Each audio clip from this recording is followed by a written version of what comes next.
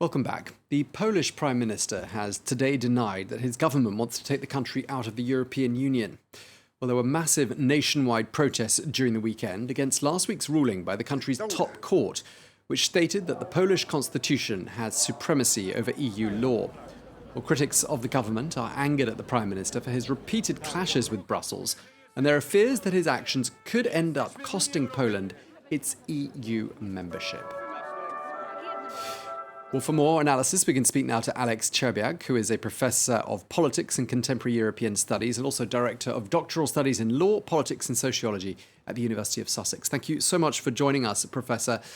Do you get the impression that the massive protests at the weekend might prompt the Polish government to stop trying to bait Brussels?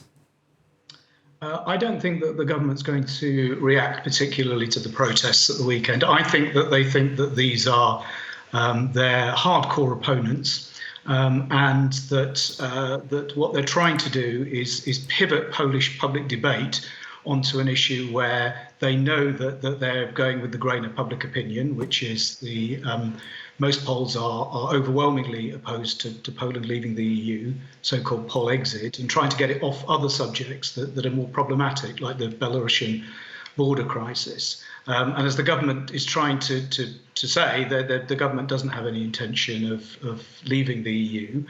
But however, the government is in a serious clash with the EU political establishment, and I think that's going to continue, and it's going to come to a head over the question of EU funds.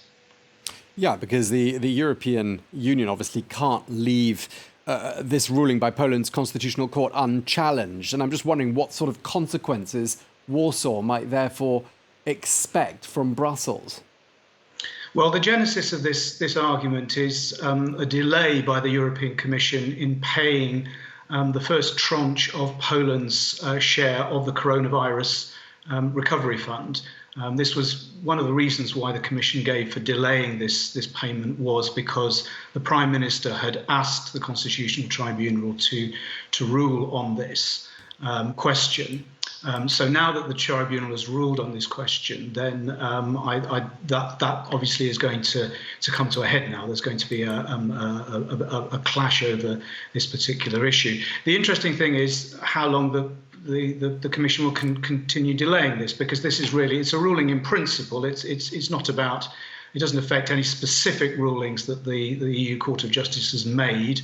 There are lots of disputes over this in terms of the government's judicial reform programme, but it's more a sort of general ruling of principle that the argument is that there are certain areas where the EU Court of Justice can't rule, that it can't overrule the Polish constitution and Polish law. So I think what we're going to be seeing is more toing and froing over this. I think the Commission is going to drag this out to try and put some more pressure on the government. But the interesting thing is, how long that they can continue to do this. At what point will they decide, well, no, we've come as far as we can and we're going to pay the coronavirus recovery fund, or are they going to continue to push it and try to exert what is actually their only real means of pressure on the Polish government?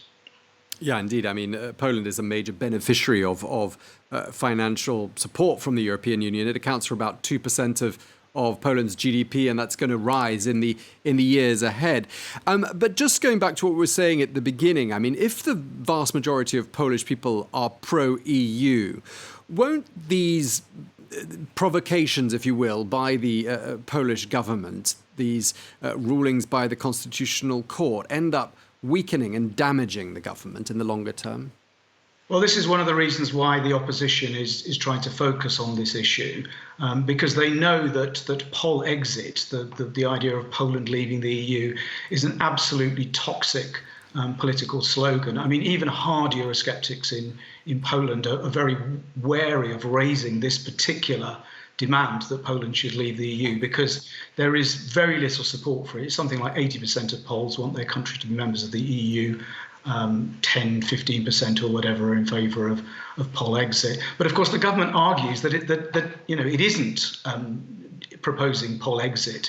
It says that the opposition is creating a straw man here. That these are demonstrations against something that the government isn't proposing, and the government isn't, and it isn't because it knows full well that the Polish public would be against this, but also because the Polish government doesn't support Poland leaving the EU. They obviously don't want the EU to encroach on particular issues that they wish to pursue, their judicial reform programme. They say there are clear differences on that. They've got a somewhat different vision of how the EU should develop. They want a much more intergovernmental model of EU membership, and they want to hold the line on issues where they believe Polish sovereignty is under threat. But that doesn't mean that they want Poland to leave the EU. So in that sense, I mean, yes, obviously that's right. There's great opposition to Poland leaving the EU, which is why the opposition is trying to focus on it and trying to argue that this is where that process is going to lead. But the government is trying to row back from this and say, no, we're simply asserting that in certain areas the Polish government must have sovereignty, that the EU treaties, where the EU treaties aren't covered, Polish law and the Polish constitution is supreme. And that is what we're asserting, not the fact that we want to leave the EU or have any intention of leaving the EU. Okay, we're going to have to leave it there. Thank you very much indeed for sharing that with us. Professor Alex Szczerbiak at the University of Sussex. Thank you so much. Thank you very much.